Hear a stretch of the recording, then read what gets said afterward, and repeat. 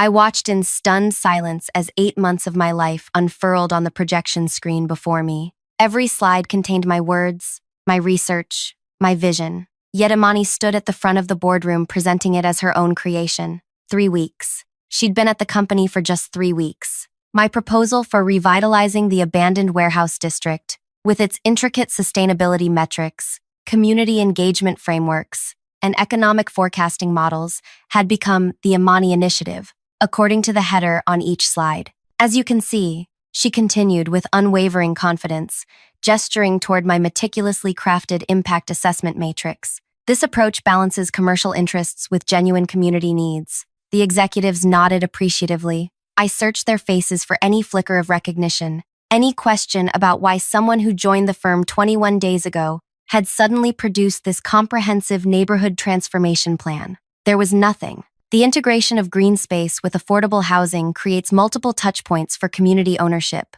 Imani explained, using my exact words I'd refined through countless drafts at my kitchen table. At 3 a.m., my boss, Terrence, leaned forward, captivated. The board is going to absolutely love this direction. The way you've reimagined the warehouse district is revolutionary. I felt dizzy, my fingernails digging half-moons into my palms beneath the table. When the lights came up after the presentation, I forced myself to breathe normally, as applause filled the room. "Any questions?" Terrence asked, beaming at his new protégé. My hand rose of its own accord. "Audra?" He acknowledged me with visible reluctance. "I'm curious about the community stakeholder interviews," I said, my voice steadier than I felt. "There were over 200 of them conducted. Did you personally speak with the neighborhood coalition leaders?" For a fraction of a second, uncertainty crossed Imani's face before she recovered. "I was inspired by preliminary research, of course. The groundwork was invaluable." "Preliminary," I repeated quietly. Terrence quickly jumped in. "Let's take any technical questions offline. The executive committee has another meeting in 5 minutes." The room emptied quickly, leaving me sitting alone until only Terrence and Imani remained near the doorway, speaking in hushed tones. I gathered my notebook and approached them. "We need to discuss something," I said quietly. "That entire presentation was based on your initial concepts, yes," Terrence interrupted, already defensive. "But Imani has expanded them significantly. Her approach resonates better with stakeholders. Those were my exact models, my exact wording, even my..." "Look," Prisha from HR appeared beside us, her expression perfectly calibrated between sympathy and finality. "The decision's been made. Imani is just more dynamic, frankly. The board connects with her. They've already approved the budget with her as lead." My throat tightened. 8 months of work, countless site visits in freezing rain, community interviews conducted during evenings and weekends, all stolen with a flash drive and a winning smile. "Fine," I said, finally, a strange calm settling over me. "Keep it. The project's all yours." They visibly relaxed. They'd expected resistance, tears, anger. I walked to my desk, opened my drawer, and removed the small plant my sister had given me when I landed this job 2 years ago. I placed it in my tote bag alongside a framed photo of my grandmother and my favorite ceramic mug. Within 10 minutes, I had cleared my personal items and walked out the front door without looking back. Before I continue with what happened next, if you're finding this story resonates with you, please hit that like button and subscribe to hear more stories about workplace justice and professional revenge. Leave a comment if you've ever had your work stolen. Trust me, what happens next will be worth the wait. My name is Audra, and before this catastrophe, I was a senior development strategist at an urban planning firm. People always described me as thorough, thoughtful, and tenacious, qualities that made me excellent at my job, but terrible at office politics. I preferred researching zoning regulations to attending happy hours, and I'd rather spend weekends walking through neighborhoods talking to residents than networking at industry events. This neighborhood revitalization project had become my obsession from the moment it landed on my desk. The warehouse district had been abandoned for decades, 12 square blocks of crumbling brick buildings, broken windows, and forgotten potential. But where others saw decay, I saw possibility. Affordable housing alongside creative workspaces, community gardens connecting neighbors, local businesses thriving in renovated storefronts. I began by literally walking every street, photographing buildings, talking to the few businesses still operating in the area's periphery. I attended community meetings at the local library, listening more than speaking. I met Lorna, who had lived in the neighborhood for 62 years and knew every family on her block. I got to know Darnell, who ran an unofficial community tool-sharing program from his garage. I spent evenings with Miro, who organized a youth chess club in the park despite the broken tables. These weren't just stakeholder interviews to me. These were relationships. I drank tea in living rooms. I attended birthday celebrations in community centers. I helped plant seedlings in guerrilla gardens sprouting between abandoned lots. For 8 months, I immersed myself in understanding not just the physical structures of the neighborhood, but its human architecture, the invisible connections between people that made this neglected corner of the city resilient, despite decades of disinvestment. My proposal reflected all of that research in its data and projections, but the heart of it, the human connections, and unwritten agreements, those remained in my head, in my conversations, in handshake promises made over coffee or while painting a community mural. Imani arrived at the firm with impeccable credentials and charisma that made everyone gravitate toward her immediately. I admired her confidence at first, even mentored her during her first 2 weeks. When she asked to see some of my current projects, just to understand the firm's approach, I happily shared digital files of my work in progress. 3 days later, she was in Terrence's office for over an hour, with the door closed. The next morning, I received a calendar invitation for the presentation that would end my time at the firm. As I drove home after clearing out my desk, I wasn't angry yet, just hollow, as if something essential had been scooped out of me. I had invested so much of myself in that project, imagining how it would transform not just the neighborhood but also my career. Now someone else would get credit for my vision, my research, my relationships. But by midnight, as I sat on my apartment floor surrounded by my meager office belongings, something shifted inside me. A clarity emerged through the fog of betrayal. I realized that Imani and Terrence had stolen my documents, my proposal, my slides, but they couldn't steal what wasn't written down. They had no idea that the success of this project depended on dozens of conversations that never made it into official reports. They didn't know which property owners were quietly blocking progress behind the scenes, or which historical elements residents would fight tooth and nail to preserve. They weren't aware of the specific promises I'd made to community leaders about affordable housing percentages, local hiring guarantees, and green space allocations. I hadn't documented these critical details because they were still evolving, still being negotiated. The project documents contained the what, but not the who or the how. Without those relationships and that contextual knowledge, the beautiful renderings and economic projections were just pretty fiction. I almost felt sorry for them. Almost. I spent the next week applying for new positions and fielding concerned calls from colleagues. Word had spread quickly about my departure, and the office rumor mill was churning with various versions of what happened. None of my former coworkers directly asked if Imani had stolen my work. They didn't need to. They knew. "You should fight this," urged my friend Zoe over lunch. "You have earlier drafts, time, stamped emails. You could prove it was your project." I shook my head. And then what? Force myself back into a company that allowed this to happen? Work for people who so clearly don't value me? "So, you're just going to let her get away with it?" Zoe looked incredulous. I smiled for the first time in days. "I'm not letting her get away with anything. I'm letting her walk directly into the consequences of not knowing what she doesn't know." The groundbreaking ceremony was scheduled for 6 weeks after my departure. I watched the company's social media posts as Imani's star rose. There she was shaking hands with the mayor. There she was being interviewed by the local business journal about her innovative approach to community-centered development. There she was standing proudly in front of the warehouse district, pointing toward the future she'd supposedly envisioned. I received an email invitation to the groundbreaking ceremony, a mass email sent to all community stakeholders they had on file. The irony wasn't lost on me. I decided to attend, but not as a participant. I needed to witness what was about to unfold. The day arrived with perfect weather, sunny, mild, ideal for the outdoor event they'd planned. A temporary stage had been erected in front of the largest warehouse, with chairs set up for various dignitaries. Behind the stage hung a massive rendering of the proposed development, my design now emblazoned with the company logo and Imani's name in the corner as lead architect. I positioned myself across the street, wearing sunglasses and a hat, just another face in the crowd gathering to witness the event. Local news crews set up their cameras as Terrence, Imani, and the mayor took their places on stage, smiling for the flashing cameras. "Today marks the beginning of a new chapter for our city," the mayor announced, his voice booming through speakers. a visionary approach to neighborhood revitalization that puts community first. Imani stepped forward to the microphone, exuding the same polished confidence she'd displayed in the boardroom. I'm thrilled to present this transformative vision for the Warehouse District. Our approach centers the community at every step, ensuring this development serves the people who call this neighborhood home. I almost admired her performance. She believed her own narrative now. She gestured expansively toward the architectural renderings as she described her innovative community-centered approach,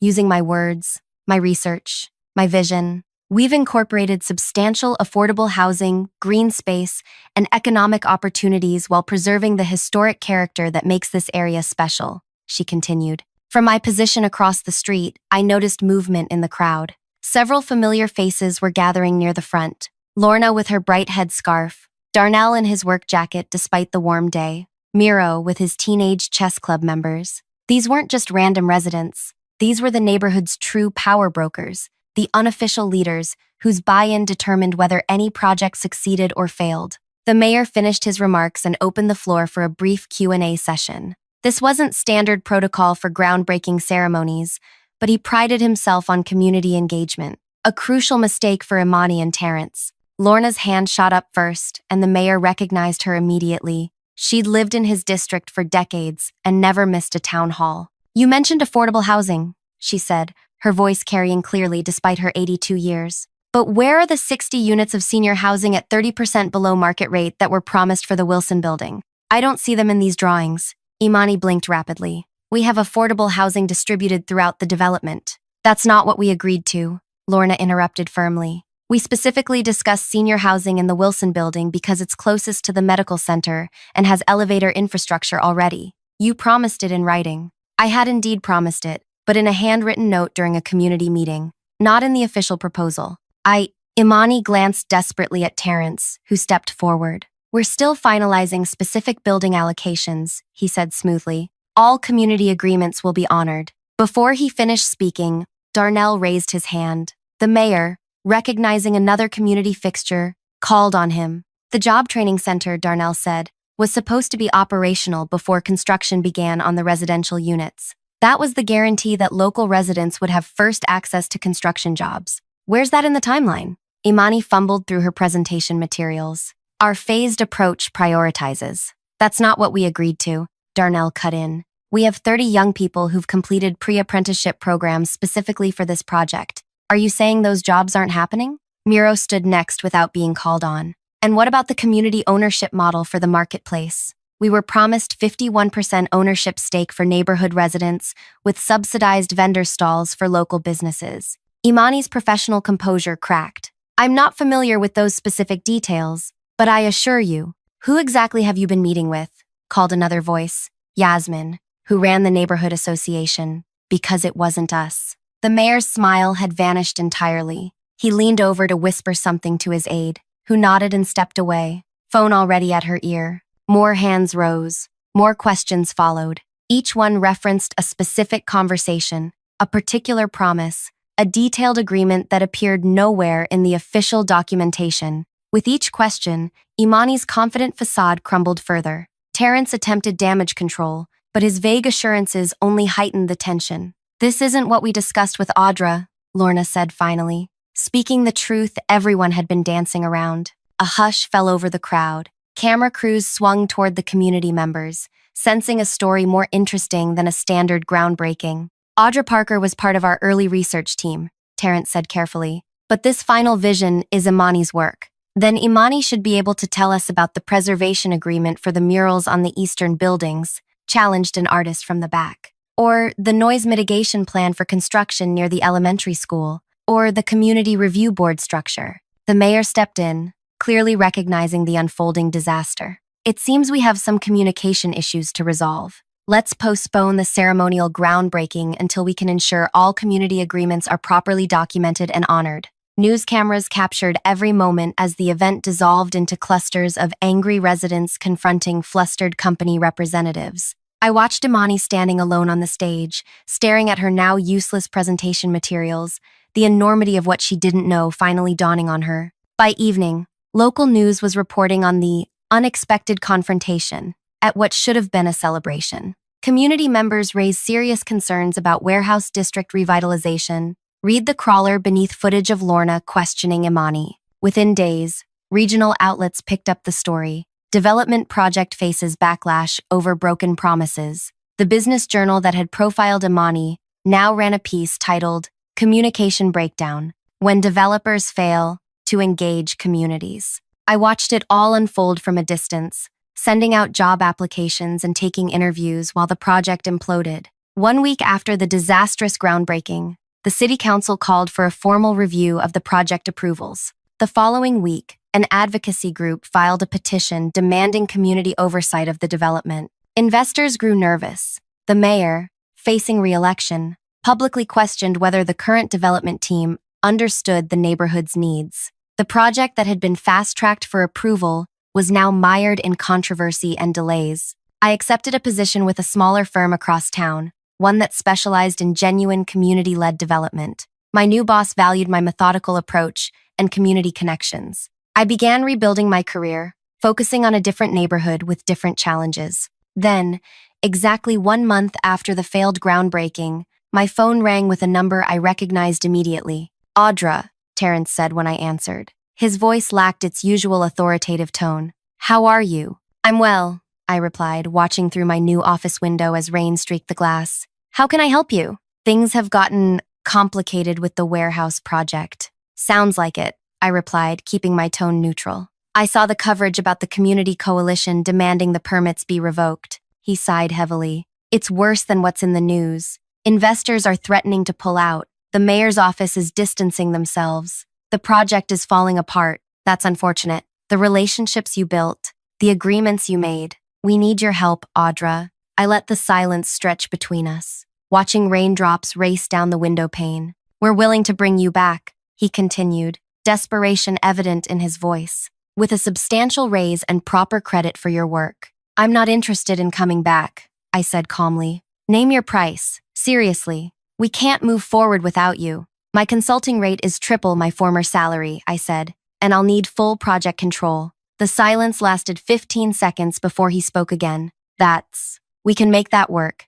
How soon can you start?" "I'm not available for 2 weeks. And Terrence? I'll need everything in writing this time." After I hung up, I sat at my new desk, emotions swirling. Not triumph exactly, but vindication. They had taken my work, my ideas, my vision, but they couldn't take the relationships I'd built or the knowledge I'd accumulated. Those couldn't be stolen with a flash drive. The community hadn't revolted because they were loyal to me personally. They revolted because Imani and Terrence couldn't deliver on promises they didn't know existed. They had the blueprint but not the foundation, the maps but not the terrain, the what but not the how. I hadn't orchestrated this outcome. I'd simply stepped aside and let reality take its course. The most effective revenge wasn't stealing something back. It was letting them keep what they'd taken and watching them discover its worthlessness without the critical pieces they never knew existed. The next morning, I received a formal consulting agreement from Terrence's assistant. The terms were even better than I'd demanded: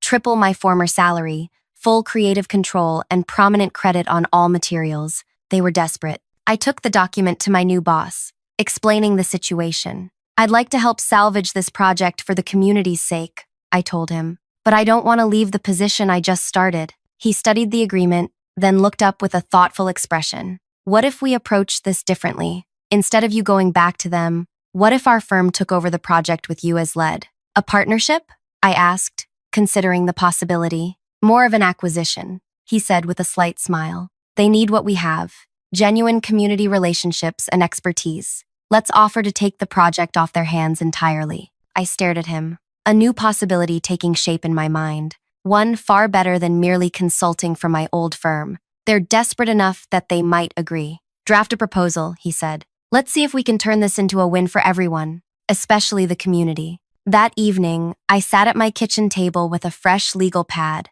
mapping out a strategy not just for rescuing the warehouse project, but for transforming it into something even better than my original vision. The community deserved nothing less. As I worked, my phone lit up with a news alert. Major developer faces potential lawsuit over warehouse district project. I allowed myself a small smile before returning to my notes. Sometimes the universe delivers justice in unexpected ways. And sometimes, when you're patient enough, You get to be the one holding the scales. 2 days later, I presented my proposal to Terrence and the project stakeholders at their offices. I chose to meet them on their territory. It gave them the illusion of control, while I held all the cards. "This is highly unusual," said Prisha from HR, frowning at the partnership agreement I'd placed on the table. "We wanted to bring you back as a consultant, not hand over the entire project. The situation has evolved beyond consulting," I replied calmly. "The community has lost faith in this firm's ability to deliver on promises made.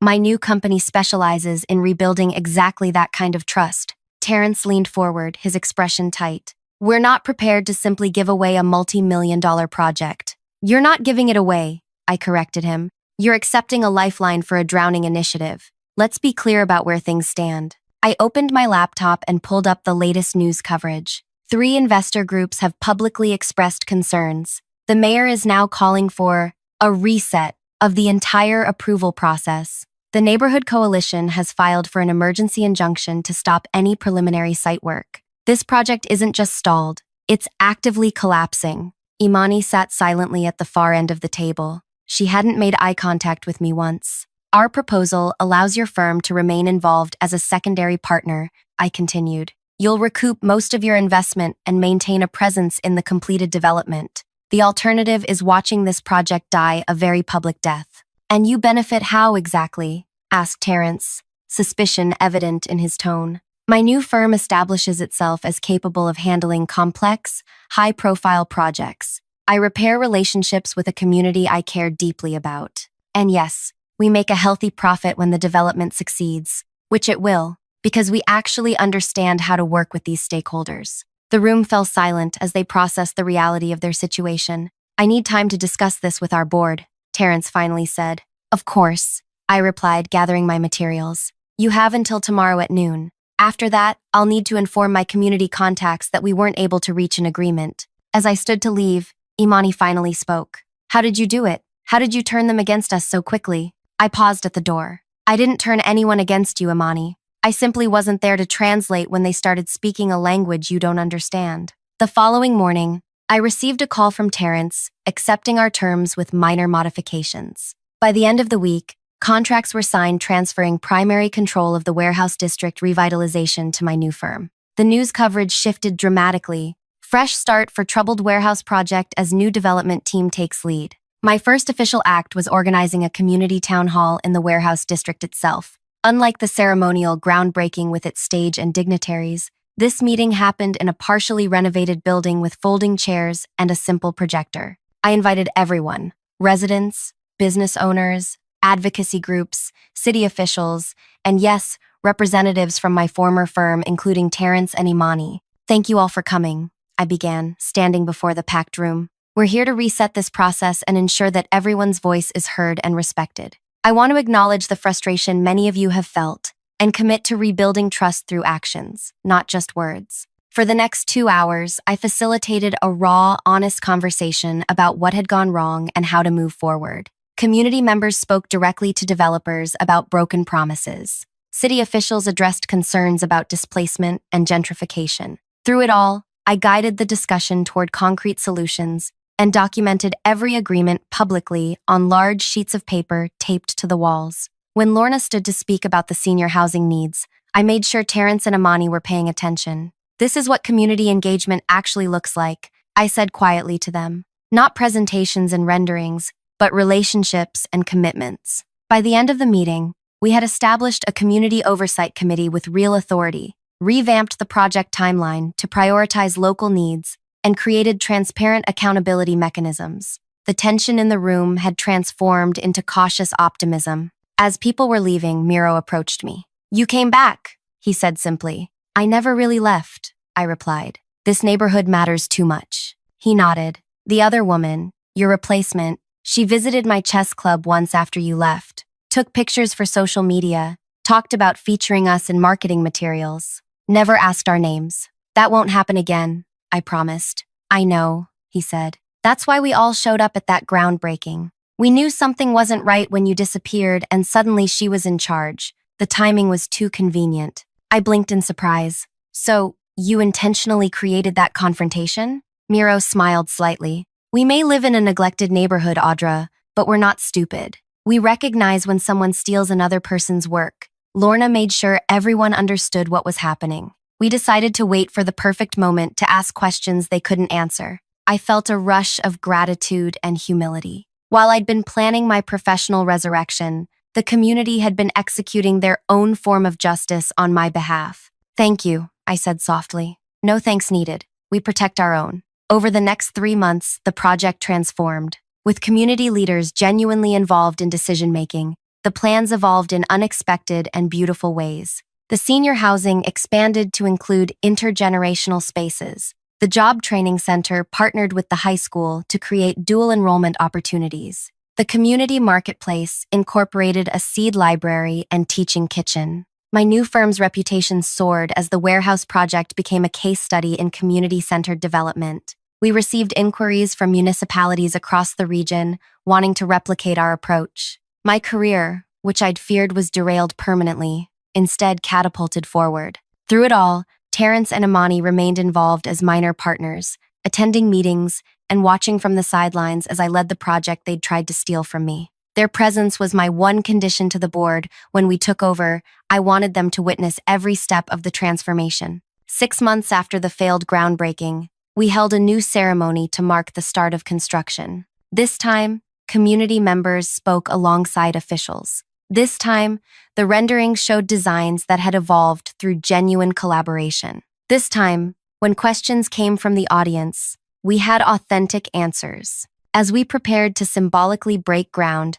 I handed ceremonial shovels to Lorna, Darnell, Miro, and other community leaders. I also, to everyone's surprise, called Terrence and Imani forward. This project has had a complicated journey, I said to the gathered crowd, but transformative work often does. Today, we recognize that this development isn't about any individual or company. It's about community vision and collective effort. I watched Imani's face as she reluctantly took her place beside the community leaders she'd once pretended to know. The contrast was stark. They stood confident and proud, while she looked uncomfortable and out of place. After the ceremony, as the crowd dispersed, Imani approached me. "I don't understand why you included us today," she said quietly, "after what we did to you." "Because this was never about you," I replied. "Or me. It's about something much bigger than either of us." "I would have destroyed you without a second thought," she admitted. "I know. That's the difference between us." I gathered my notes and turned to join a group of community members discussing the next day's planning meeting.